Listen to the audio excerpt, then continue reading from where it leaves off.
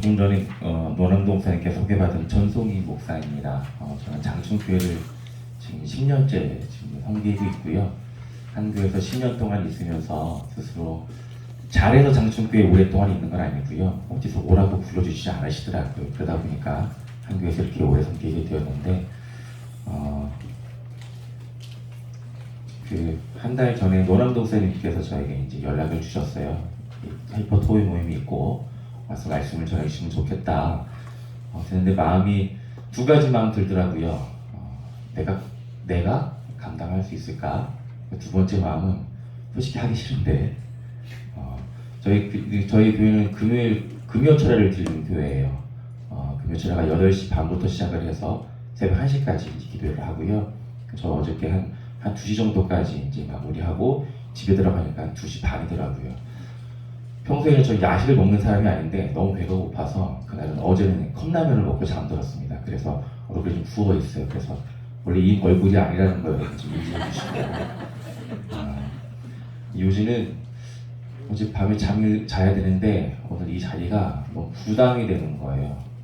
솔직한 마음으로는 오고 싶지는 않았어요. 이게 솔직한 저의 마음이었고요. 그래서 하나님께서 부르시는 자리구나 라는 확신이 들었습니다. 제가 하기 싫은 거 보통 하나님께서 그렇게 불러주시더라고요. 제가 개인적으로 노남두 목사님 저를 존경한다고 말씀을 주는데 저는 개인적으로 반대로 목사님을 참 존경했던 사람이었고요. 네. 제가 그 연주가사님 고등부 때 담당했던 고등부 담당 교육자였습니다. 그리고 노남동 목사님 부모님 담당 교구 목사였고요. 목사님과는 친분이 다 그거밖에 없어요. 목사님하고는 이제 거의 만나서 대면할 기회가 없었는데 목사님께 이제 부탁을 듣고 아내에게 그래도 물어봐야겠다. 저희 아내가 기도를 참 많이 하는 그런 자매예요. 그래서 아내에게 얘기를 했더니 한 가지 얘기해 주더라고요. 오빠가 왜? 왜 하는 거죠? 왜? 그 선교 준비하는 그 모임에 가서 오빠가 무슨 말씀을 전하느냐 그 이야기인 거예요. 저는 선교에 대해서 단 한 번도 고민을 해봤던 적이 없었었고요. 선교에 대해서 훈련을 받은 경험도 없는 목사입니다. 그런 목사님께서 불러주셨어요. 그래서 개인적으로 여기 오는 자리가 저에게 맞는 자리인가 고민이 많이 들었고 우리 목사님도 계시고 선교사님도 계시는데 결례가 아닌가 싶은 마음으로 또 어젯밤에 기도하면서 오늘 이 시간을 준비했습니다. 제가 할 수 있는 것은 선교에 대한 강의가 아니고요. 교회에서 말씀을 가르치고 전하는 목사이니까 교회에서 했던 것처럼 그렇게 함께 말씀을 나누고 함께 우리를 향한 말씀을 통해서 하나님의 마음을 그 계획을 함께 찾아보길 원합니다. 함께 사사기 말씀을 보길 원하는데요. 사사기 3장 좀 길지만 우선 저에게 처음에 2시간 얘기하셨어요. 2시간 동안 강의를 준비해달라고 말씀드렸죠. 결코 그렇게 할 수 없다. 그리고 저는 장충교회에서 설교가 짧은 목사로 유명한 목사입니다. 단 한 번도 설교를 30분 넘긴 적이 없는 목사예요. 심지어는 고등부 수련회 때도 30분 넘겼던 적이 없었어요. 그쵸? 그래서 아이들에게 인기가 많았던 목사입니다. 그런데 오늘 1시간, 정 안 되면 1시간 설교를 준비해달라고 이야기하셔서 저 그렇게 할 수 없다. 그랬더니 목사님이 설교를 2개를 붙이면 1시간 된다는 거예요. 그래서 그렇게 할 수는 없고요. 오늘 은혜 가운데 일찍 끝나게 되면 여러분들에게 주어진 은혜인 줄 믿고요. 부족한 시간들은 기도로 채우시면 좋을 것 같습니다. 함께 말씀 봅니다. 사사기 3장 우리 12절부터 30절까지 말씀.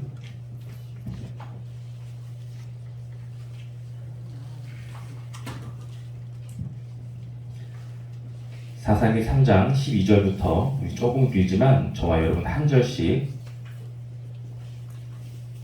제가 먼저 한 절, 여러분들 한 절 우리 함께 교독합니다. 사사기 3장 구약 성경 364면입니다. 12절부터 우리 30절까지 우리 함께 교독합니다. 제가 먼저 읽습니다. 이스라엘 자손이 또 여호와의 목전에 악을 행하니라. 이스라엘 자손이 여호와의 목전에 악을 행함으로 여호와께서 모압 왕 에글론을 강성하게 하사 그들을 대적하게 하시매 에글론이 암몬과 아말렉 자손들을 모아가지고 와서 이스라엘을 쳐서 종려나무 성읍을 점령한지라.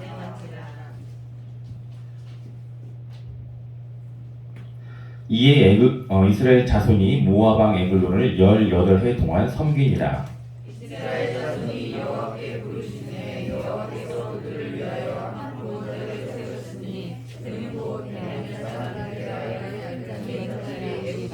이스라엘 자손이 그를 의탁하여 모압 왕 에글론에게 공물을 바칠 때 에웃이 길이가 한 규빗 되는 좌우의 날선 칼을 만들어 그의 오른쪽 허벅지 옷 속에 차고 공물을 모압 왕 에글론에게 바쳤는데 에글론은 심히 비둔한 자이었더라. 에웃이 곡물 바치기를 마친 후에 곡물을 메고 온 자들을 보내고 자기는 길갈 근처 돌 뜬 곳에서부터 돌아와서 가로되 왕이여 내가 은밀한 일을 왕에게 구하려 하나이다. 왕이 명하여 조명케 하라 하매 모셔서 자들이 다 물러간지라. 에웃이 그에게로 돌아가니 왕이 서늘한 다락방에 홀로 앉아 있는 중이라. 에웃이 이르되 내가 하나님의 명령을 받들어 왕에게 아뢰 일이 있나이다 하매 왕이 그의 좌석에서 일어나니 에웃이 왼손으로 우편 다리에서 칼을 빼어 왕의 몸을 찔러 칼자루도 나를 따라 들어가서 그 끝이 등 뒤까지 나갔고 그가 칼을 그의 몸에서 빼내지 아니하였으므로 기름이 칼날에 엉겼더라. 에웃이 현관에 나와서 다른 문들을 닫아 잠그니라.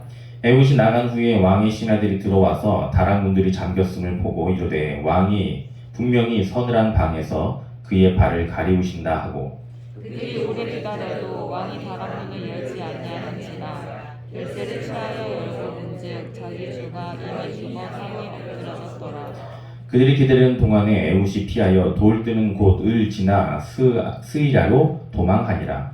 그가 이르러서는 에브라임 산지에 마타를 불매 이스라엘 자손이 산지에서 그를 따라 내려오니 에웃이 아까가며 그들에게 이르되 나를 따라 여호와께서 너희의 원수들인 모압을 너희의 손에 넘겨 주셨느니라 하매 우리가 에웃을 따라 내려가 모압 맞은편 요단강 나루를 장악하여 한 사람도 건너지 못하게 하였고 그때 모압 사람 1만 명 가량을 죽였으니 다 역사의 자라 한 사람도 피하지 못하였더라. 함께 있습니다. 그 안에 모압이 이스라엘 수하에 굴복하매 그 땅이 80년 동안 평온하였더라. 아멘. 제가 나눠드린 그 의인물들을 참고하셔서 한 가지씩 지물들을 같이 좀 풀어보길 원하는데요. 이게 큐티하는 방법이에요. 저희 교회에서 큐티하는 방법도 여러 가지 방법이 있겠지만 먼저 성경에서 이야기하는 그런 실제 사건들을 한번 정리해 보는 거죠. 내용 관찰이라고 이야기하는데 성경에서 무엇을 이야기하고 있는지 우리가 상상 속으로 들어보는 것이 아니라 성경에서 이야기하는 실제적인 사건들을 하나하나 이름과 지명 사건들을 하나하나 찾아보는 것들이 내용 관찰에 대한 질문들이고요. 그리고 두 번째는 연구와 묵상에 대한 질문들이 있습니다. 연구와 묵상은 한 번 더 좀 깊게 본문의 말씀을 살펴보는 거예요. 왜 이러했을까? 이 의미가 무엇일까? 살펴보는 것이죠. 자, 그 다음은 여러분들 큐티를 한 번씩은 다 해보셨을 테니까 우리가 잘 할 수 있는 거 느낀 점이에요. 말씀을 읽고 나서 느낀 나의 마음을 한번 기록해 보는 것이죠. 그 다음이 가장 중요한데 가장 힘들고 어려운 적용과 결단입니다. 느꼈던 부분들 여기까지는 참 한국교회가 잘 해왔던 것 같아요. 근데 문제는 우리가 말씀을 묵상하고 말씀을 연구하고 말씀을 느낀 그 마음과 감정을 가지고 있는 채로 그냥 삶의 자리로 돌아가다 보니까 그 말씀을 나의 삶 가운데 적용하고 그 말씀대로 살아가지 못한 시간들이 너무나 많았다는 것이죠. 그래서 오늘은 저와 함께 큐티 하듯이 내용 관찰부터 연구와 묵상 그리고 느낀 점 그리고 마지막 적용 및 결단 오늘 우리가 함께 읽은 이 사사기 13장 말씀을 나의 삶 가운데 어떻게 적용해야 될까 함께 살펴보기를 원합니다. 먼저 첫 번째 질문인데요. 이스라엘 겪게 된 어려움이 무엇이었을까요? 사사기 3장 12절부터 14절 말씀입니다. 우리 한 번 더 읽어볼까요? 12절부터 14절 함께 있습니다. 시작. 이스라엘 자손이 또 여호와의 목전에 악을 행하니라. 이스라엘 자손이 여호와의 목전에 악을 행함으로 여호와께서 모압 왕 에글론을 강성하게 하사 그들을 대적하게 하시매 에글론이 암몬과 아말렉 자손들을 모아 가지고 와서 이스라엘 쳐서 종려나무 성읍을 점령한지라. 이에 이스라엘 자손이 모압 왕 에글론을 18해 동안 섬기니라. 아멘. 오늘 이 본문의 말씀은 특별히 중고등부 아이들이 참 좋아하는 그런 말씀이에요. 왜냐하면 좀 잔인하거든요. 뭐 칼로 찌르고 죽이고 뭐 기름에 칼에 붙어 엉겨져 나오고 제가 고등부 때 그 연준 간사님이 이제 고등부였었을 때 아직도 그 표정 기억해요. 너무나 좋아하더라고요. 이 말씀을 보기에는 되게 이렇게 여성스럽고 차분한 그런 자료인데 아 이런 걸 좋아하는구나 라는 것도 새삼 놀랐던 시간이었습니다. 오늘 함께 읽었던 3장 12절부터 14절 이스라엘 백성들이 겪게 된 어려움이 무엇이었습니까? 두 가지로 정리를 하면 이거예요. 이스라엘 종려나무 성읍을 모압과 암몬 그리고 아말렉 사람들에 의해서 빼앗긴 사건이 있었고요. 그리고 두 번째는 이스라엘은 무려 18해 동안 모압 왕 에글론에게 공납을 바쳤어야 했다는 것입니다. 이것이 성경에서 이야기하고 있는 우리 애들에게 보여주고 있는 사실적인 부분인 거예요. 자, 여러분 모압이라는 어떤 나라입니까? 모압. 나쁜 나라. 잘하셨어요. 네, 잘하셨어요. 이게 고등부 수준이고요. 네. 저희 장충교회 고등부 수준은 조금 높았어요. 왜냐하면 노현주 간사님 계셨을 때 제가 고등부 때 회장이었거든요. 그래서 제가 참 물어보기도 많이 물어봤었고 오늘 이 자리에 오니까 세상 고등부 때 설교했던 그 느낌이 나서 오늘은 간사님께 좀 많이 여쭤볼게요. 모압이 어떤 나라였었죠, 간사님? 네, 나쁜 나라예요. 맞아요. 나쁜 나라였어요. 롯의 맏딸 롯과 그 롯의 맏딸을 통해 낳게 된 근친상간을 통해 낳게 된 민족의 시조가 모압이었죠. 출생부터 참 이렇게 비참한 민족이 모압이었는데 모압이 이스라엘 백성들에게 참 힘들게 했던 민족 중에 하나였습니다. 이스라엘 백성들이 어떤 땅을 지나가게 될 때면 모압 땅을 지나가야 되는 일들이 번번이 있었는데 그것을 못하겠던 민족이 모압이었고요. 그리고 여러분들 성경을 좀 많이 읽으셨던 분들은 아시겠지만 발락이 발람을 통해 이스라엘을 저주하게 했던 그 나라도 모압이었습니다. 하나님께서 이에 진노하셨고 모압을 어떠한 일이 있어도 여호와의 총회에 들어오지 못하게 명령을 하셨습니다. 이스라엘이 보기에도 하나님이 보기에도 악한 나라가 모압이었어요. 자, 문제는 뭐였죠? 이스라엘 자손이 여호와께 또 여호와의 목전에 악을 행하니라. 사사기 말씀을 보다 보면 이 표현이 정말 자주 등장하고 있습니다. 여호와의 자손이 여호와의 자손이 아니고 이스라엘 자손이 여호와의 목전에 악을 행하니라. 오늘 말씀 보니까 이스라엘 자손이 또 여호와의 목전에 악을 행하니라. 문제의 발단은 여기였습니다. 이스라엘 자손이 또 여호와의 목전에 악을 행하는 것. 자, 하나님은 이스라엘을 다시금 하나님 앞으로 돌리시기 위해 징계의 도구로 모압을 선택하시는데요. 이것도 우리가 한번 살펴봐야 될 분명한 부분인 것 같아요. 하나님께서 징계하셨던 민족이었고 이스라엘 백성들도 참 적대셨던 그런 민족이었어요. 누가 봐도 악한 민족이었어요. 그런데 하나님은 하나님의 백성들을 다시금 회복의 자리로 살리시는 자리로 돌아오게 하기 위해 그 악한 민족 또한 사용하실 때가 있다는 것이죠. 우리가 볼 때는 정말 저렇게 악한 사람인데 어떻게 여기에 있을 수 있지? 제가 함께 그 공동체 생활을 하고 있는 장충교회도요. 여기 장충교회 아닙니까? 제가 마음이 가는 그런 성도들이 있고 반대로 저의 마음을 힘들게 하는 그런 성도들이 있어요. 제가 담임 목사가 아님에도 불구하고 저는 구교육자인데 담임 목회는 어떨까 그런 고충이 드는 분들도 계시더라는 거죠. 이분들은 왜 교회 다니는 성도인데 이분들의 말과 행동은 세상에 속한 사람들보다 더 이렇게 악한 그런 말들과 행동을 하시는 것일까? 이야기가 조금 다를 수 있겠지만 그러나 하나님은 그들조차도 하나님의 그 백성들을 살리시고 회복시키는 그런 도구로 사용하실 때가 있다는 것입니다. 자, 다시 한번 살펴보면 이스라엘 백성들은 이스라엘은 종려나무 성읍과 모압 그리고 종려나무 성읍을 모압과 암몬 그리고 아말렉 자손들에게 빼앗긴 사건이 있었고요. 그리고 18년 동안 모압 왕 에글론에게 공납을 바쳐야 했습니다. 이것이 오늘 본문에서 이야기하고 있는 또 한 가지 사실이에요. 자, 다음 두 번째 질문 한번 살펴볼게요. 이스라엘을 구원하기 위해 하나님이 세우신 사사 에훗은 어떤 사람인가요? 사사기 3장 15절 말씀 함께 읽어봅니다. 사사기 3장 15절입니다. 이스라엘 자손이 여호와께 부르짖음에 여호와께서 그들을 위하여 한 구원자를 세우셨으니 그는 곧 베냐민 사람 게라의 아들 왼손잡이 에훗이라. 이스라엘 자손이 그를 통하여 모압 왕 에글론에게 공문을 바칠 때에. 아마 그 에훗에 대해서 여러분들 이렇게 많이 기억하고 계실 것 같아요. 에훗은 왼손잡이, 그쵸? 유현중 간사님 계속 긴장하고 있어야 돼. 오늘 하루만큼은 내가 왔으니까. 고등부 때도 한번 설교를 했던 내용이에요. 그래서 물어보는 거예요. 기억하시죠? 네. 왼손잡이 에훗. 저는 고등부 때 이렇게 설교를 했었거든요. 왜 에훗이 왼손잡이였을까? 왜 왼손잡이였을까? 그 이유는 오른손을 쓸 수 없는 사람이었기 때문에. 우리가 흔히들 그렇게 알고 있어요. 그렇죠? 저도 그렇게 공부를 해왔었고 그렇게 설교를 해왔었고, 그런데 말씀을 좀 더 여러 번 살펴보다 보니까 이것이 아닐 수도 있겠다는 생각을 좀 해보게 되었습니다. 제가 여기서 뭐 굳이 히브리어 강의를 할 건 아니고, 히브리 성경에 왼손잡이라고 표현된 그 표현이 해석을 두 가지로 해석을 할 수 있다고 시작자들이 이야기를 하고 있더라고요. 한 가지는 오른손이 제약이 있어서, 오른손이 장애가 있어서 어쩔 수 없이 왼손을 쓸 수밖에 없었던 그 왼손잡이라고 해석할 수도 있고요. 이게 전통적인 해석입니다. 두 번째 해석은 오른손도 쓸 수 있는데 왼손을 특별히 훈련을 해서 왼손이 오른손보다 더 잘 훈련되어진 사람을 가리키는 표현이 또 왼손잡이라는 거예요. 자, 이렇게 이야기하는 신학자들이 근거를 보니까 사사기 20장 16절에 이런 말씀이 있어요.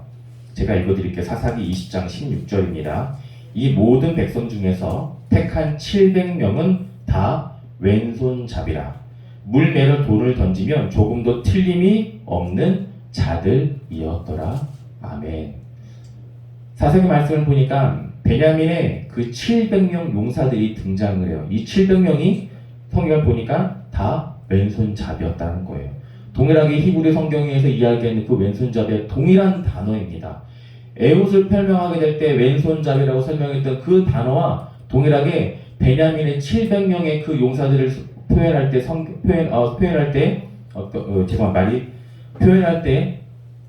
표현했던 단어 또한 왼손잡이라는 것이죠. 자, 이 700명이 뭐 했다고요? 물매를 던졌는데 모두가 다 던지면 백발 백중, 조금도 틀림이 없는 자들이었다. 상식적으로 생각해 본다면 우리가 베냐민의 700명 용사가 다 오른손에 장애가 있어서 어쩔 수 없이 왼손을 쓸 수밖에 없었던 사람이라고 이야기하기엔 조금 무리가 있지 않겠습니까? 한두 명도 아니고 700명을요. 그 700명을 베냐민 지파에서 특별히 선출해서 용사로 세워놨는데 그들이 다 왼손잡이였고요. 그들이 던진 물매는 조금도 틀림이 없었다고 성경은 이야기하고 있습니다. 저는 이 말씀을 근거로 오늘 그 에훗을 살펴볼 때 오른손에 장애가 있어서 어쩔 수 없이 왼손을 사용했던 에훗이 아니라 오른손도 쓸 수 있었지만 특별하게 어떤 이유인지 모르겠지만 왼손을 오른손처럼 쓸 수 있도록 그렇게 훈련하였던 사람 에훗이라고 저는 생각하고 말씀을 전하고 싶습니다. 사실 두 가지 번역이 다 가능해요. 그래서 어디 가서 또 사사기 3장 말씀을 듣는데 뭐 어떤 목사님이 에훗은 오른손에 장애가 있어서 왼손을 쓸 수 있는 사람이다 그렇게 얘기하실 때 손들고 아니요 장충교회 전성희 목사 얘기 들어보니까 그게 아니더라 그렇게 얘기하시면 안 되고요. 두 가지 번역이 다 가능하지만 저는 이 사사기 20장 말씀에 근거해서 왼손잡이 에훗을 이렇게 살펴보고 싶습니다. 한 가지 확실한 것은 어떤 이유인지 모르겠지만 왼손에 장애가 있든지 장애가 없든지 그건 관계없고요. 오늘은요. 왼손잡이 에훗은요. 이 왼손을 오른손처럼 훈련하기 위해 수없이 노력을 했던 사람이었다는 거예요. 우리가 기억해야 할 것은 바로 이게 한 가지입니다. 그에게 장애가 있었는지 장애가 없었는지 그건 중요하지 않아요. 한 가지 확실한 것은 이 에훗은 왼손을 다른 사람들 그 오른손처럼 사용하기 위해서 끊임없이 노력을 했다는 바로 그 사람입니다. 자, 한 가지 좀 특이한 거를 좀 말씀을 드리면요. 에훗이 베냐민 지파예요. 그쵸? 여러분 성경에 나와 있으니까 그 베냐민이 그 히브리 원어 뜻을 보니까 이런 뜻을 가지고 있더라고요. 오른손의 아들이라는 거예요. 여러분 이해가 되십니까? 오른손의 아들 그 지파에서 에훗은 왼손잡이로 자라왔던 거예요. 이해가 되지 않죠, 그렇죠? 지금 우리 문화권에서는 오른손의 아들 그게 무슨 상관인데, 그런데 고대 근동에서는요, 그 이름 하나가 그 민족의 정체성을 구별하는데 아주 중요한 기준이 될 때가 있습니다. 베냐민 지파는 오른손만 사용할 줄 알면 충분한 지파였어요. 왜냐하면 베냐민이 오른손의 아들이라는 지파였으니까. 그런데 오늘 에훗은 왼손잡이입니다. 이 내용은 조금 더 이따 살펴보기로 하고요. 자, 3번이에요. 에훗이 모압 왕 에글론을 죽인 후에 에브라임 산지에서 외친 말은 무엇이었습니까? 사사기 3장 28절 우리 함께 읽어봅니다. 시작. 그들에게 이르되 나를 따르라. 여호와께서 너희의 원수들인 모압을 너희의 손에 넘겨주셨느니라 하매 우리가 에훗을 따라 내려가 모압 맞은편 요단강 나루를 장악하여 한 사람도 건너지 못하게 하였고. 저는 오늘 이 자리에서 좀 그 사람의 이름에 대한 의미를 좀 많이 이야기하고 있는데, 자, 베냐민이 뜻이 무엇이었다고 연중 간사님? 잘했어요. 자, 에훗은 에훗의 의미, 이름의 의미 아직 얘기 안 했어요. 예. 제가 지금 얘기해드리려고요. 긴장하셔야 돼요. 에훗이 가지고 있는 히브리 그 단어의 의미를 보니까 이런 뜻이에요. 영광이 어디 있습니까? 힘은 누구로부터 나옵니까? 라는 그 의미를 담고 있는 그 이름이 에훗이었다는 것입니다. 한 번 더요. 영광이 어디에 있습니까? 힘은 누구로부터 나옵니까? 지금 이 시대가 어느 시대라고요, 연중 가사님? 지금 이 시대 사사시대. 네, 토요일 아침이어서 아마 힘들 거예요. 이렇게 좀 뭐랄까 허술한 자매가 아니라 정말 영특한 자매예요, 여러분. 알고 계시죠? 장충교회 고등부는 함부로 누구나 아무나 회장을 세우지 않습니다. 네, 회장 출신이고요. 왜 남자친구? 못 받은 거예요. 네, 진짜.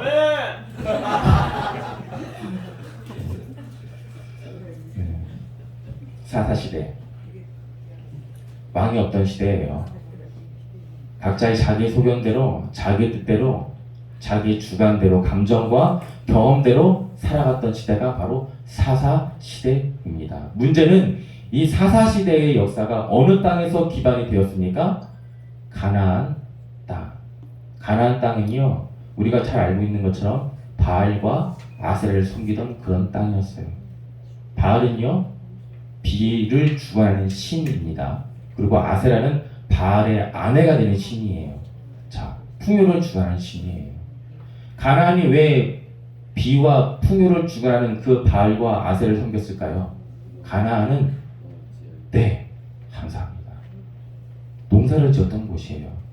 지금까지 이스라엘이 농사를 지었던 민족이 아니었습니다. 목축을 하던 민족이었어요. 장막을 짓고 옮겨서 그렇게 가축들에게 풀을 먹이면서 목축을 했던 민족이 이스라엘 백성이었습니다. 그런데 그 이스라엘 백성들이 하나님께서 명하신 젖과 꿀이 흐르는 땅, 가나안 땅에 들어가게 되었는데 그 가나안 땅은 농사를 지었던 땅이에요. 저는 농사를 지었던 경험이 없습니다. 그러나 보니까 다 연배 보니까 농사 지었던 분들 안 계실 것 같아요. 농사는요, 절대적으로 비가 중요한 그런 문화이죠. 비가 와야 한 해 농사가 흉작이 될지 풍년이 될지 결정되는 것입니다. 그래서 비를 주관하는 바알이 그들에게 너무나 중요했고요. 또 그 바알의 아내인 아세라, 풍요를 주관하는 그 여신 또한 중요한 존재였던 것이죠. 그들은 힘과 영광과 풍요로움이 바알로부터, 아세라로부터 온다고 믿었던 사람들이었습니다. 그들을 향해 이 에훗이 자신의 존재, 자신의 이름을 통하여서 이렇게 외치고 있는 것이죠. 힘은 누구로부터 나오는 것입니까? 영광은 누구로부터요? 영광과 힘은 오직 하나님으로부터 나오는 것입니다. 자신의 삶을 통해서 그렇게 증거하고 존재했던 그 사사가 에훗이었다는 것입니다. 여기까지 우리가 함께 내용 관찰 질문으로 함께 간단하게 살펴봤고요. 자, 이제부터 연구와 묵상 질문이에요. 연구와 묵상 질문은 이런 거예요. 우리가 함께 살펴봤던 내용 관찰들을 속에 살펴봤던 성경 속에 이런 내용들이 있었지, 이런 지명들과 이런 사건들이 있었지, 우리가 읽었던 그 사실적인 부분들을 왜라는 의미를 담고 한 번 더 살펴보는 거예요. 왜 그랬을까? 왜 그래야 됐을까? 이것이 나에게 어떤 의미가 있을까? 느낀 점을 찾기 위한 중요한 방법, 과정인 것이죠. 자, 4번 질문인데요. 모압은 왜 종려나무 성읍을 점령했을까요? 사사기 3장 13절 말씀인데요. 우리 함께 읽어볼까요? 사사기 3장 13절 함께 읽습니다. 시작. 에글론이 암몬과 아말의 자손들을 모아 가지고 와서 이스라엘 쳐서 종려나무 성읍을 점령한지라.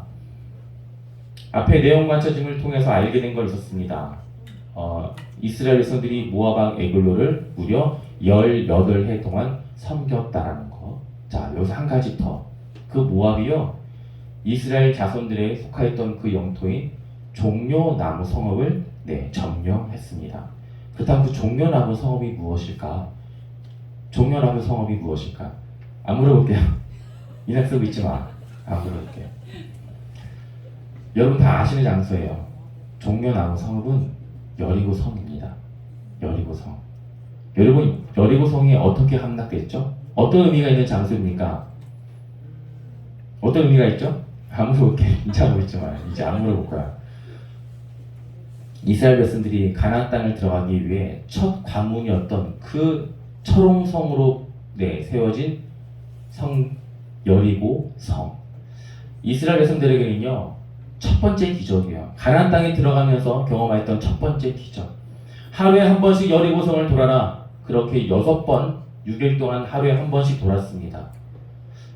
성벽을 돌라고 해서 돌긴 돌았는데, 한 바퀴 돌고 나면 뭔가 이렇게 흙이 떨어져 있고 벽돌이 좀 이렇게 금이 가 있으면 하나님께서 일하고 계시는구나, 뭔가 마음의 안도가 될 텐데 전혀 그런 게 없었어요. 그리고 한 가지 추가로 주어진 옵션이 무엇이었냐면 절대 말을 해서는 안 돼. 침묵도 주어졌습니다. 무엇인가요? 불평하지 말라는 거예요. 분명히 저 같은 사람이 그 여리고성을 돌았던 그 행렬 가운데 있었다면 불평했을 것 같아요. 야, 지금 뭐 하는 거야 이게? 성을 넘어가야 한다면 지형을 먼저 알아야지. 그래서 한 바퀴 돌았어. 한 바퀴 돌다 보면 약한 부분이 있지 않을까? 우리가 어떻게 이 약한 부분을 공략해야 될지, 거기에 대한 전술이 필요한 거지. 왜 하루에 한 번씩 돌아야 되는 건데? 분명히 저 같은 사람이 존재했을 거예요. 그래서 하나님께서는 여호수아에게 명하십니다. 말을 하지 말라고요. 침묵한 상태로 이스라엘 백성들이 하루에 한 번씩 한 바퀴씩 돌았습니다. 얼마나 답답했을까요? 하나님의 명령을 알았는데, 명령은 여호수아를 통해 주어졌지만 그 뜻은 몰랐으니까요. 그렇게 하루에 한 바퀴씩, 둘째 날도, 셋째 날도, 여섯째 날도 아무런 변화 없었습니다. 그런데 그들은 묵묵히 돌았어요. 마지막 7번째 날, 그날은 특별하게 여리고성을 7번 돌고 하나님께서 말씀하신 대로 나팔을 불고 외쳤더니 여리고성이 무너졌던 것을 이스라엘 백성들은 경험하였습니다. 하나님이 우리와 함께하고 계시는구나. 하나님의 말씀은, 하나님께서 하시겠다고 하신 그 말씀은 반드시 이루어지는구나 경험하였던 그 첫 번째 기적이 여리고성이에요. 그 여리고성이 모압에 의해서 함락된 것입니다. 여러분, 무슨 의미가 있을까요? 이 모압이 왜 여리고성을 그 여리고성, 종려나무 성읍을 빼앗은 것일까요? 모압 입장에서는, 그쵸, 하나님의 기적이, 하나님의 역사가, 하나님이 임재했던 그 첫 번째 지명을 빼앗는 것이 모압 입장에서는 중요한 일이었겠죠. 반대로 이스라엘 백성들 입장에서는요, 하나님 말씀에 순종하지 않으면, 그 말씀대로 따라 살지 않으면 하나님으로부터 받게 된, 하나님으로부터 선물을 받게 된, 하나님으로부터 기적으로 받게 된 그 여리고 또한 빼앗게 된다는 것을 분명히 말씀을 통해 보여주고 있는 것입니다. 여리고성, 종려나무 성, 이스라엘 백성들은 결코 잊을 수 없는, 아니 잊어서는 안 되는 그 상징성이 있는 그 여리고성을 모압 사람들에게 빼앗기게 된 것입니다. 자, 5번 질문인데요. 하나님께서는 왜 에훗을 사사로 세우셨습니까? 자, 변중간사님 이제 물어볼게요. 이제 물어볼 수 있을 것 같아. 베냐민이 어떤 이름이었죠? 베냐민? 정답. 네, 잘하셨어요. 목사님은 축하드려요. 좋은 딸 주셨어요. 네, 훌륭한 딸 주셨습니다. 오른손의 아들이라는 이 베냐민 지파에서 뭐만 잘하면 될까요? 그냥 상식적으로 그냥 흔히 뭐만 잘하면 될까요? 오른손만 잘 쓰면 돼요. 그렇죠? 오른손의 아들인 지파에서는요. 오른발도 필요 없고요. 왼발도 필요 없고요. 오른손만 잘 쓰면 돼요. 그러면 인정받을 수 있어요. 왜냐하면 오른손의 아들이라는 그 이름을 받은 지파이기 때문에. 그런데 에훗은 왼손을 오른손처럼 썼던 자였다고 제가 말씀을 드렸습니다. 이것이 어떤 의미일까요? 야, 오른손만 쓸 수 있으면 돼. 이 정도만 하면 되지 뭐. 라고 이야기하고 있는 그 사회와 문화 속에서 아니, 나는 왼손도 오른손처럼 쓰고 싶어.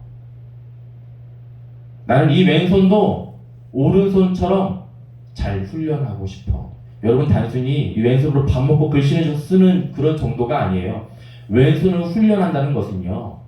이 왼손으로 칼을 들고 적과 싸움을 감당해야 하는 그 역할을 감당해야 하는 훈련을 받았다는 거예요. 그저 밥 먹기 위해서 양손 쓰신 분도 있죠. 저도 양손을 가끔씩 쓰게 하는데 그런 정도의 훈련이 아닙니다. 칼을 들고 무기를 들고 실제 전투를 나가서 싸움을 감당할 수 있을 정도의 훈련을 받아야 됐던 게 바로 왼손잡이 에훗이 감당했던 훈련입니다. 그 에훗이 살았던 그 당시에는 오른손만 쓰면 충분히 인정받을 수 있었던 그런 곳이었어요. 그럼에도 불구하고 에훗은 왼손을 오른손처럼 훈련하기 위해 애를 썼던 사람이었던 것이죠. 아까 제가 그 물을 좀 이렇게 둘 데가 없어서 찾다 보니까 노현주 간사님이 정말 센스 있게 이 책상을 앞으로 좀 옮겨주셨어요. 제가 만약에 좀 이게 필요해서 간사님 이 책상을 좀 옮겨주세요 라고 얘기했으면 간사님은 저의 심부름한 거예요. 그쵸? 그런데 제가 시키지도 않았던 일을 보니까 저에게 뭔가 필요한 것 같아서 나와서 손수 이렇게 책상을 옮겨준 거는요 서비스예요. 그쵸? 이제 어떤 목사님 저한테 얘기해 주시더라고요. 누가 시켜서 억지로 하는 것은 그것은 심부름이 되는데 똑같은 일인데 누가 부탁하지 않아도 내가 자발적으로 저 사람 보니까 이게 필요한 것 같아. 이 공동체를 보니까 이것이 필요한 것 같아. 자발적인 마음으로 그 마음으로 움직이는 것은 서비스가 될 수 있습니다. 에훗이 그랬던 사람이었던 것 같아요. 오른손만 써도 충분히 인정받을 수 있었던 곳에서 아니야. 나는 여기에 머물러 있지 않을 거야. 왼손도 오른손처럼 쓰기 위해서 얼마나 많은 시간 동안 노력을 하고 애썼을까요? 그 수고와 노력은 우리가 감히 상상할 수 없었을 것입니다. 그런데 에훗은 그 왼손을 오른손처럼 쓰기 위해서 노력을 했던 사람이었어요. 이 정도면 되겠지라는 생각이 아니라 그 기준을 뛰어넘어서 내가 하나님을 사랑하니까 하나님 나에게 필요하신 것이 무엇일까? 내가 섬기는 이 공동체가 필요한 것들이 무엇일까? 더 많이 고민하고 그 마음으로 한 걸음 더 내어딛는 것. 이것이 우리가 오늘 에훗처럼 살아갈 수 있는 유일한 한 가지 방법인 줄 믿습니다. 목사님 처음에 이렇게 사역을 하신다는 얘기를 듣고 솔직히 말씀드려도 돼요, 목사님? 저 걱정했어요. 왜냐하면 저는 34세 신학을 한 사람이거든요. 저도 늦게 신학을 했는데 저도 다니던 직장을 그만두고 늦게 부르심을 받아서 신학을 하게 되는데 그 과정이 참 쉽지 않았거든요. 울기도 참 많이 울었고요. 목사님 저에게 뭐 눈물이 많다고 했는데 전 잘 우는 사람이에요. 그냥 네. 얼마나 많이 울었는지 몰라요. 하나님 저 신학을 그 길을 허락하셨으면 제가 좀 넉넉히 감당할 수 있는 이런 일들, 이런 은사들 저에게 주셨어야죠. 얼마나 많은 불평을 하면서 사역을 감당했는지 모릅니다. 그런데 34세 사역을 시작한 저도 이렇게 힘들고 부침이 있었고 하나님께 원망 아니 원망을 참 많이 했었는데 목사님 제 나이 여쭤볼 줄 알았대요. 저보다는 한참 많으신 선배님이 계시거든요. 그 나이에 신앙을 하신다고 하시니까 걱정이 되더라고요. 사실 솔직히 목사님 걱정이 안 됐어요. 이 목사님은 뭐 60이 돼도 70이 돼도 신앙을 하셔도 문제가 안 되는 분인데 문제는 사모님과 그 자녀들. 주여. 저는 목사의 아들로 태어난 목사의 그 아들로 태어나서 자랐던 모태신앙으로 자랐던 사람입니다. 저희 아버지가 저희 아버지도 늦게 목회를 하셨어요. 저희 아버지는 32에 하셨더라고요. 어머니 얘기를 들어보니까. 평생 신앙 안 할 것처럼 그렇게 이야기하고 어머니와 결혼하셨는데 저는 이제 남자 형제 둘이 있어요. 연년생. 제가 4살 그리고 동생이 3살 때 아버지가 신앙을 하신 거예요. 어머니 기가 막히셨겠죠. 한참 밖에서 돈을 벌어와야 되는 그 사람이 신앙을 하겠다고 했으니 그렇게 이제 저희 가정의 고생길이 시작하게 되어 있고요. 아버지가 사역을 좀 많이 힘들게 하셨어요. 지금 이 주영산교회 저희가 지금 장소를 대관을 해서 사용하고 있는 걸로 알고 있는데 이 교회보다 조금 더 작은 교회에서 저희 아버지가 그렇게 목회를 감당했었고요. 목회를 하면서 참 많이 힘든 일도 많이 있었고 어려움도 많이 있었습니다. 그걸 보면서 제가 어떤 것을 느꼈냐면 어떤 일이 있어도 결코 목사는 되지 말아야겠다는 생각 한 가지였어요. 어떤 일이 있어도 목사만큼 되지 말아야지. 너무 힘들었거든요. 무엇이 힘들었냐면 사실 저희들이 힘들지 않았어요. 여러분 저 고생하는 얼굴입니까? 다들 그렇게 안 보시더라고요. 네. 저는 고생 안 했어요. 저와 동생 고생 안 했습니다. 저와 동생 고생시키지 않으시려고 어머니가 참 많이 고생을 하셨어요.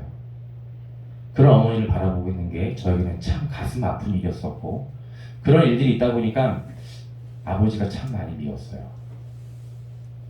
왜 쓸데없이 늦은 나이에 신학을 해서 식구들 고생시키고 여기서 아멘하면 큰일 난다.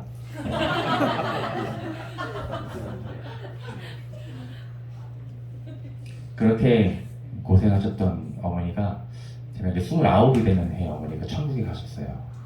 그 일을 통해서 아버지를 향한 그 분노의 마음이 극을 향해 이제 달하게 되었었고요. 해서는 안 될 말, 아버지에게 해서는 안 될 행동들, 아버지가 상처가 되는 말들 제가 참 많이 했습니다. 목사님이 저를 참 온유한 사람으로 소개해 주셨는데 아니요, 그렇게 그럴듯하게 포장되어 있는 사람이고요. 저희 내면은 온유한 사람이 아니에요. 어머니가 고생하셨던 그리고 온 가족이 고생했던 그 시간들에 대한 상처와 아픔을 고스란히 마음 가운데 담고 있었고 어머니가 천국 가시는 그날 아버지를 향해 하나님을 향해 참 수없이 많이 쏟아내었던 그런 사람이었습니다. 제가 무슨 이 얘기를 하게 됐는지 모르겠는데 네. 늦게 사역을 시작하신 것만큼 필요한 영역들이 참 많이 있으실 거예요. 아까 목사님 기도 제목 나누면서 추수할 일꾼들이 너무 부족하다. 동역자들이 부족하다. 저도 저걸 공감을 했습니다. 그치, 동역자들이 얼마나 많이 필요할까. 이 사역을 위해 기도를 함께 해주는 그 기도의 동역자들이, 함께 물질로 헌신해주는 동역자들이, 함께 그 선교지에 발을 내딛는 그 귀한 믿음의 동역자들이 얼마나 많이 필요할까. 근데 적어도 여기에 계신 분들은 그 마음의 감동이 있어서 하나님 사랑하는 마음으로 이 자리에 나오신 건 아니겠습니까? 세상에서는 이 정도만 하면 돼. 야, 우리 주일날 교회 갈 필요도 없어. 온라인 예배 드릴 수 있잖아. 주일날 그 시간에 맞춰 예배만 드리면 돼. 라고 이야기하고 있는 오늘 이 세상 속에서 여러분들은 이 토요일날 오전 왜 오셨어요? 찬양인도 하러 오늘? 불러주셨어요. 네, 불러주셔서 이 표현은 끌려왔다는 거죠. 그렇죠? 저도 마찬가지예요. 목사님, 네, 저 끌려왔어요. 어젯밤까지도 오기 싫었어요. 부담되더라고요. 2시 반에 잠을 자러 누웠는데 아버지 내일 안양까지 와야 된다고? 오늘 우리에게는요 애웃이 필요합니다. 애웃이 필요해요. 이 정도만 하면 충분해 라고 이야기하고 있는 이 세상 속에서 아니야. 나는 나에게 주어진 왼손들이 있어. 여러분에게 주어진 왼손이 무엇인지 모르겠습니다.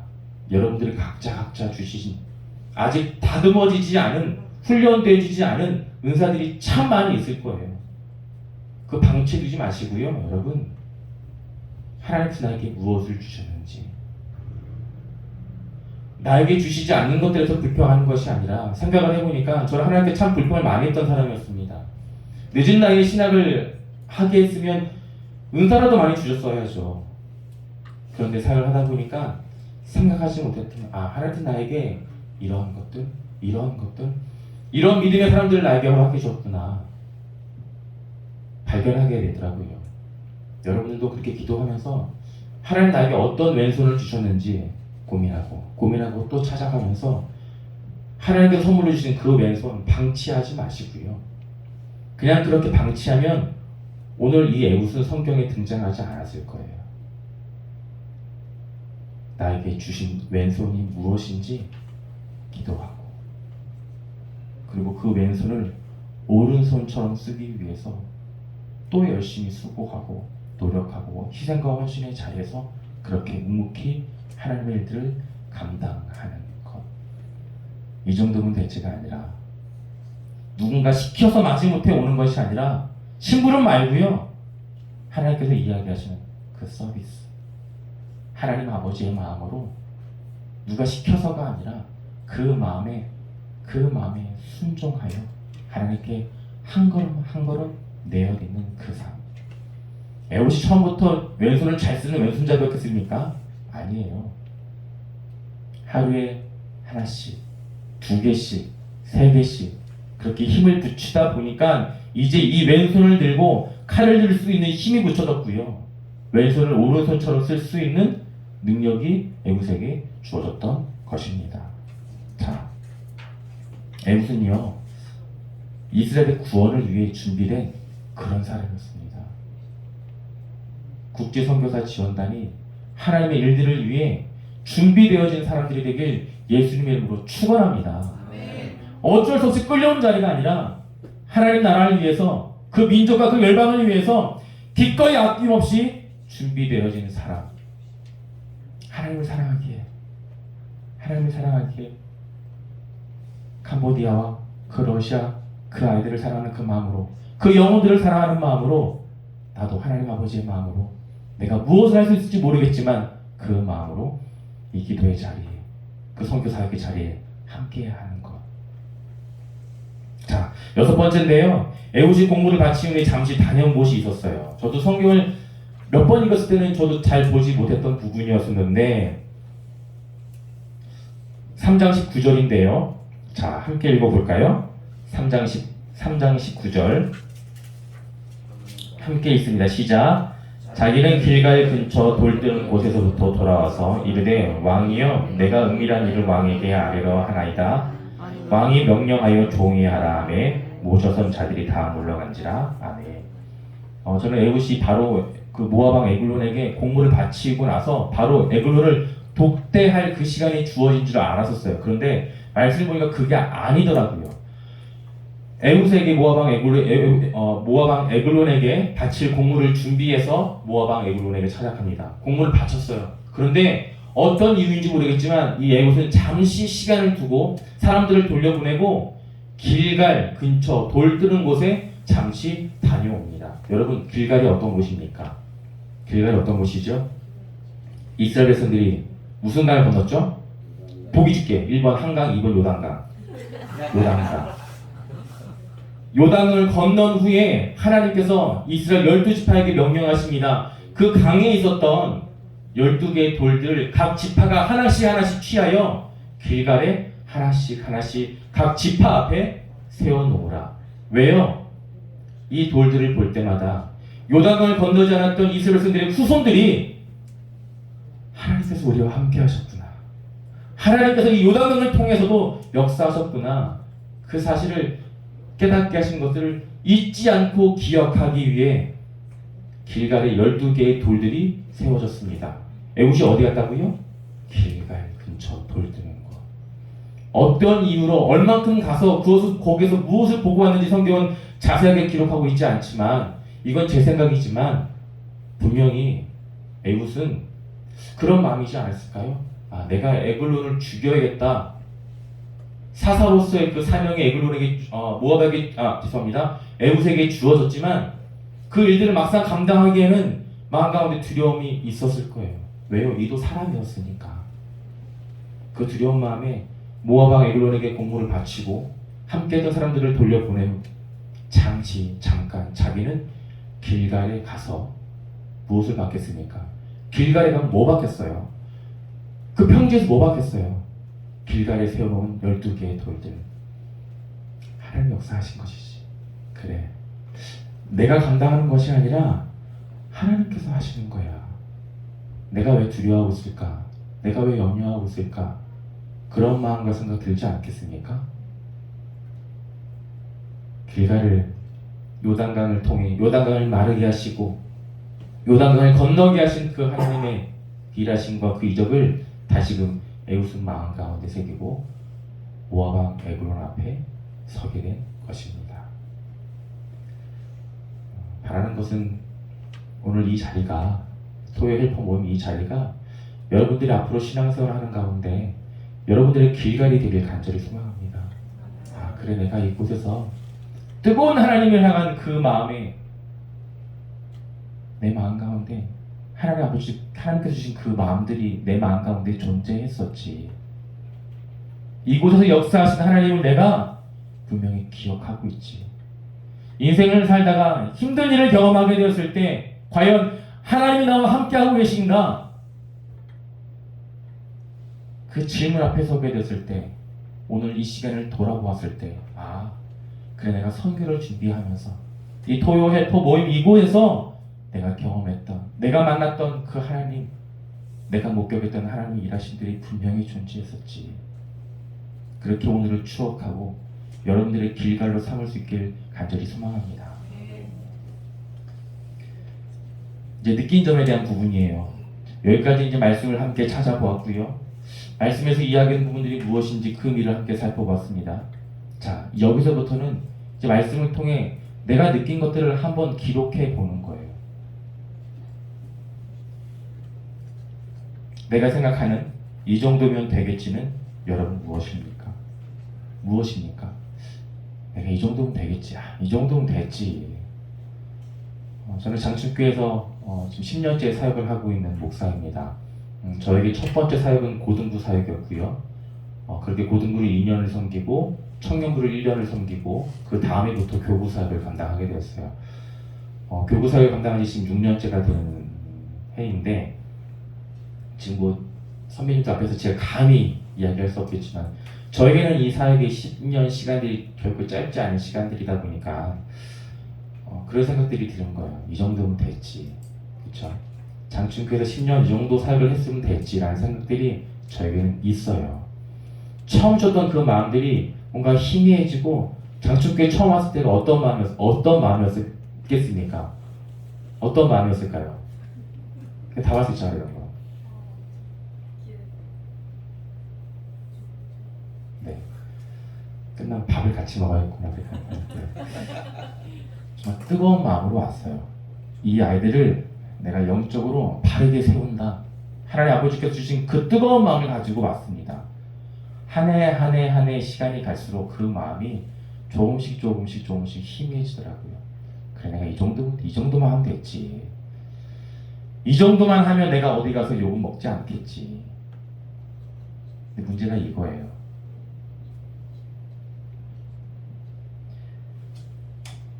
우리에게 필요한 것은 에웃이라고 제가 계속 말씀을 드리고 있습니다. 여러분 한번 좀 생각을 해보세요. 내가 속한 나의 자리에서, 가정에서, 직장에서, 이 선교 모임에서 내가 이 정도면 됐지 라고 생각했던 분들이 분명히 존재할 거예요. 한번 기록해보세요. 여러분 마음에 한번 새겨보세요. 이 정도 하면 누가 뭐라 하지 않겠지. 형제님 이제 찬양이 바로 계속 오시나요? 네. 오늘만 와요? 계속 오기로 했어요. 계속 앞으로 이 국제선교지원단이 망하는 그날까지. 할렐루야. 아멘. 천국 가는 그날까지 이 정도면 됐겠지라는 마음으로 왔겠지. 저도 사실 그 마음이었어요. 이 얘기만큼은 고백 안 하게 해달라고 기도하는 마음으로 왔는데 오늘 한 번 오면 이제 안 불러주시겠지.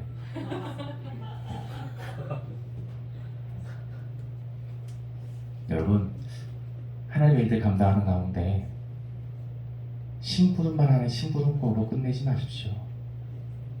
하나님의 일을 나의 일처럼, 내 일처럼 여기며 정말 서비스하듯이. 여러분, 어머니가 자식들을 챙겨주는 그 밥상 차릴 때 이 정도만 주면 되겠지, 그런 마음으로 차리십니까? 사모님, 그런 마음으로 차리세요? 있는 반찬 없는 반찬 다 끝내오잖아요, 그쵸? 우리 아들이 먹게 될 반찬들인데 이거 더 먹어야 될 텐데, 자식을 생각하는 마음으로도 밥을 그렇게 차리는데, 우리를 사랑하시되 끝까지 사랑하신다고 말씀하시는 그 하나님께서 부르신 그 자리에서 고작 우리 심부름만 하고 그렇게 천국 가게 되면 하나님께 너무 죄송하지 않겠습니까? 하나님께서 사용하시는 사람은요, 준비된 자입니다. 준비된 자예요. 물론 부족한 사람들을 세우다가 하나님께서 사용하시면서 그렇게 준비시켜 가시지만 그 또한 준비하는 과정 가운데 있는, 준비되어져 가는 과정들이 그에게 분명히 존재합니다. 저희 외삼촌이 원로 목사님으로 은퇴를 하셨어요. 그래서 저는 이제 가끔 종종 이제 외삼촌과 통화를 하는데 저에게 그런 말씀하세요. 정 목사, 다른 거 준비하지 말고 기도 많이 해. 준비하고 있으면 준비되면 하나님 쓰신다. 다른 거 준비하지 말고 그냥 하나님 앞에 그 마음만 잘 준비하고 있으면 돼. 그것이 30년 목회를 마치고 은퇴를 하신 원로 목사 그 선배의 이야기였습니다. 하나님은 준비된 자를 쓰세요. 준비된 자. 준비된 자. 우리가 무엇을 준비해야 되는지 각각 다 다를 거예요. 근데 분명히 알려주셨어요. 저에게, 이 자리에 있는 우리 모두에게 우리가 무엇을 준비해야 되는지 분명히 다 알려주셨어요. 선교지에 가서 필요한 그 사역들을 위해 뭐 여러 가지 기술도 필요하겠죠. 그거는 솔직히 두 번째 부수적인 부분이고요. 가장 먼저 준비될 것은 무엇입니까? 하나님의 그 아버지의 마음을 놓치지 않고 이 마음 가운데 담고 살아내는 그 마음의 그릇을 준비하는 것. 거룩해야 합니다. 정결해야 합니다. 성결해야 합니다. 제가 여러분께 그 그릇의 크기를 이야기하는 것이 아니에요. 담아내고 있는 그 그릇의 상태를 이야기하고 있는 것입니다. 하나님은 실력 있는 사람 그렇게 쓰시지 않으시더라고요. 하나님을 잘 담아낼 수 있는 자, 하나님을 잘 표현할 수 있는 자, 잘 증거할 수 있는 자, 우리 눈으로 보기엔 조금 부족해 보일지라도 하나님 보시기에 하나님을 잘 담아낼 수 있는 사람이기에 그렇게 준비하셨다가 사용하시더라고요. 자, 마지막인데요. 무뎌진 나의 왼손은 무엇이며 그 왼손을 훈련하기 위해 지금 당장 결심히 해야 될 것은 무엇입니까? 여러분들께 마지막으로 드리는 도전이고 결단과 조명에 대한 질문입니다. 분명히 주셨어요. 여러분들에게도 왼손을.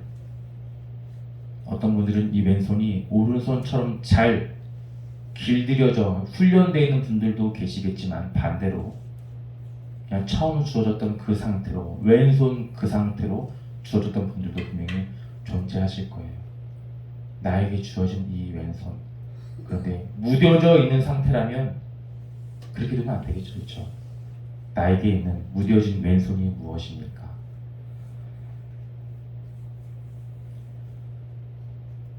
분명히 하나님께서는 여러분들을 통해서 일하시고 역사하시는 분이세요.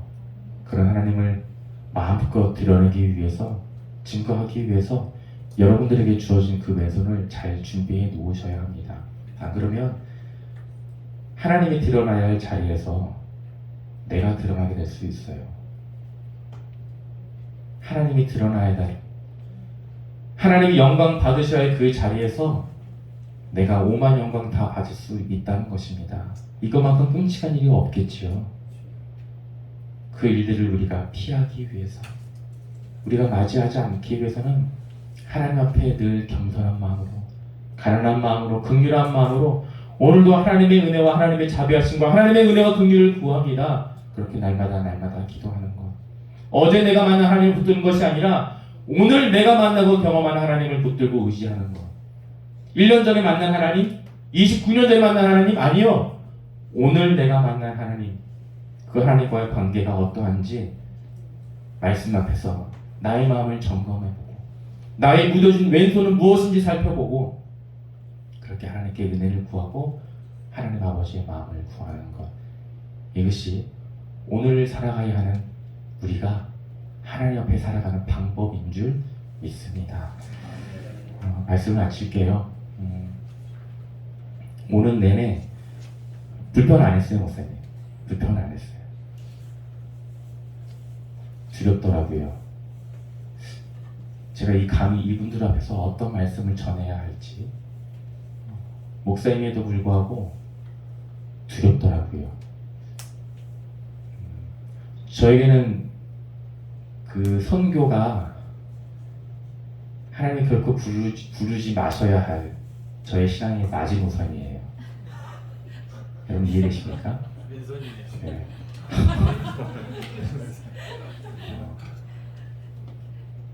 목사도 정말 하기 싫었던 그 직분이었는데 하나님 제가 부르시면 저를 사용해 주시면 내 목회 그 일을 감당하겠습니다. 그렇게 고백하고 얼마나 많이 울면서 그렇게 하나님께 기도했는지 몰라요. 그런데 딱 한 가지 하나님께 이것만큼은 저 부르지 말아달라고 부탁을 했던 그 마지막 마지노선이 선교였습니다.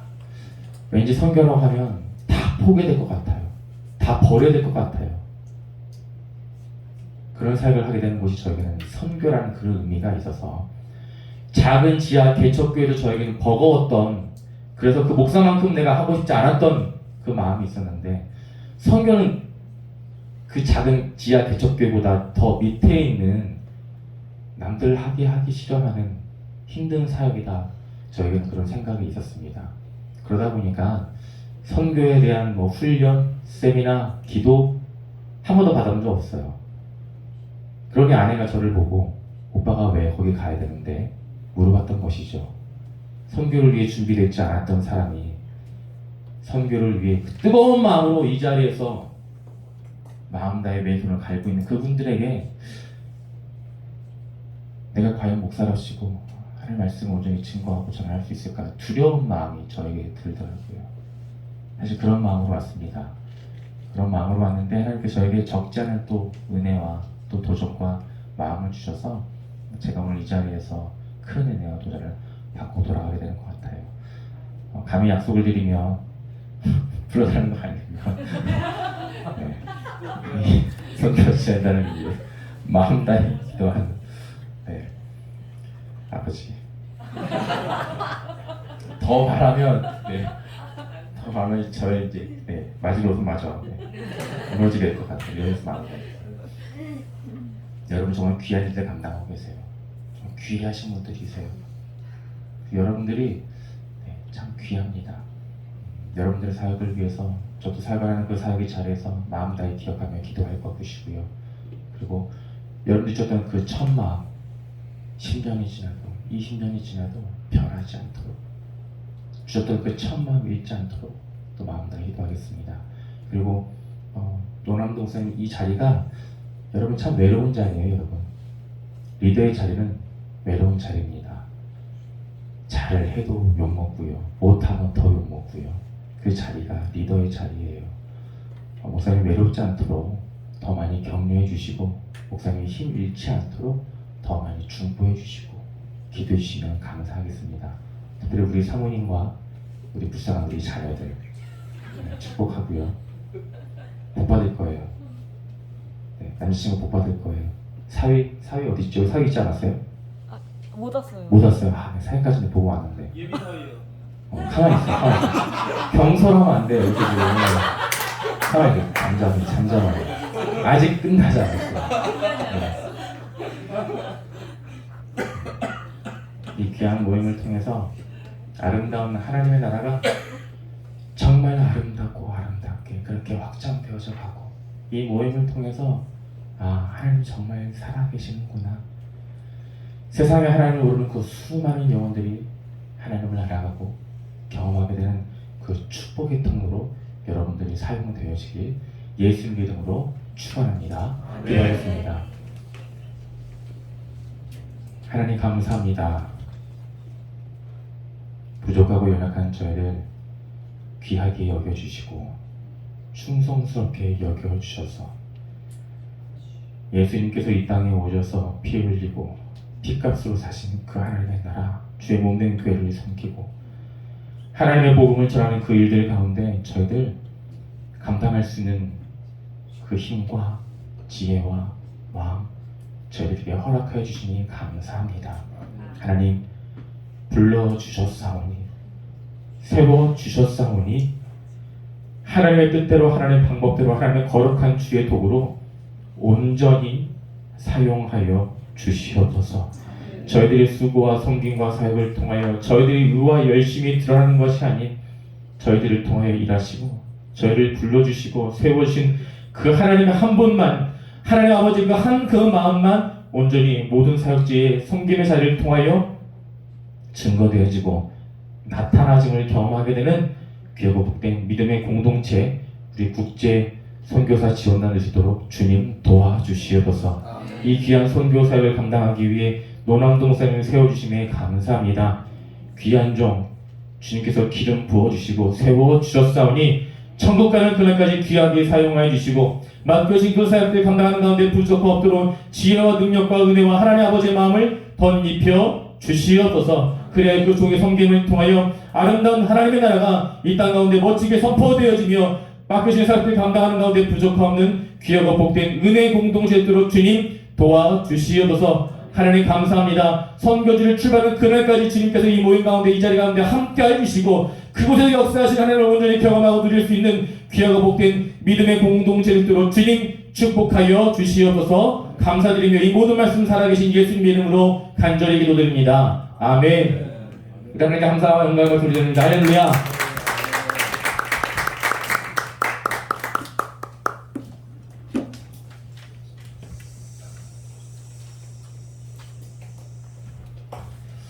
우리 한 가지만 좀 같이 기도했으면 좋겠습니다. 지금 이 강의를 통해서 우리가 주신 마음이 있어요. 여러분도 같은 동일한 마음이라고 생각합니다.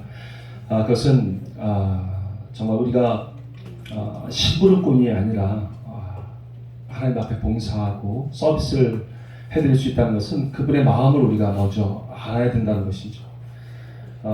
단순히 시키는 일만 하는 그런 우리가 되지 않기를 원합니다. 그리고 하나님의 마음을 알고 우리가 먼저 그곳에 가서 또 우리 하나님의 마음을 후련하게 해드리고 하나님의 마음을 정말 흡족하게 해드릴 수 있는 우리가 되기를 원합니다. 먼저 우리 하나님 앞에 이 마음을 좀 하나님 앞에 상달시켰으면 좋겠어요. 우리 한번 하나님 앞에 그 각오하는 마음으로 간절하게 하나님께 기도를 드리겠습니다. 기도하겠습니다. 하나님 아버지 감사합니다. 저희들 이처럼 사랑해 주셔서 저희를 불러주셨습니다. 이제 하나님 아버지 말씀을 통해서 하나님 우리가 앞으로 것은 하나님 우리가 그동안 시킨 것을 하는 것이 아니라 그런 수동적인 그런 자세가 아니라 하나님 이제 하나님의 마음을 우리가 알기를 원합니다. 그래서 하나님 가운데 우리가 깊이 들어가고 하나님께서 원하시는 무엇인지를 우리가 발견해서 내가 먼저 하나님 그것을 하기를 원합니다. 하나님 내가 먼저 그것에 가기를 원합니다. 하나님 내가 하나님 마음을 알아서 그것에 가기를 원합니다 라고 고백할 수 있는 자가 되기를 원합니다. 하나님 힘들고 어려운 일이라 분명히 알았지만 바울 사도에게도 하나님 예루살렘에 가면 붙잡힌다는 것을 분명히 알았습니다만 하나님의 마음을 알았기에 나는 그곳에 간다라고 고백했던 그 바울 사도처럼 하나님 우리가 그곳에 거했습니다. 하나님 마음을 후련하게 하나님이 원하시는 곳에 내가 먼저 결단하고 할 수 있는 우리 마음에 아버지 신앙의 그 굳건함을 허락해 주시고 하나님 내 마음의 그 결단과 아버지의 그런 강한 태도로 하나님 우리 마음을 더욱 굳건하게 해 주옵소서. 주님을 베풀어 주시옵소서. 하나님 하나님 감사합니다. 저희들처럼 살아가해 주셔서 감사합니다. 이제 하나님 굳은 마음 가지고 하나님 마음 후련하게 해드릴 수 있도록 우리가 먼저 하나님 앞에 서비스하고 봉사하고 하나님 섬길 수 있는 저희들 되기를 원합니다. 그리고 하나님 마음이 어떠하신지 어느 곳에 하나님은 내가 가기를 원하고 계신지 하나님 그 마음에 따라서 움직일 수 있는 그리고 먼저 행할 수 있는 저희들 되겠습니다. 그래서 주의 마음과 하나가 될 수 있는 저희들 모두가 되게 하여 주옵소서. 감사드리며 예수님의 이름으로 기도드립니다. 아멘. 우리 전성희 목사님께 감사의 우리 박수 드리겠습니다.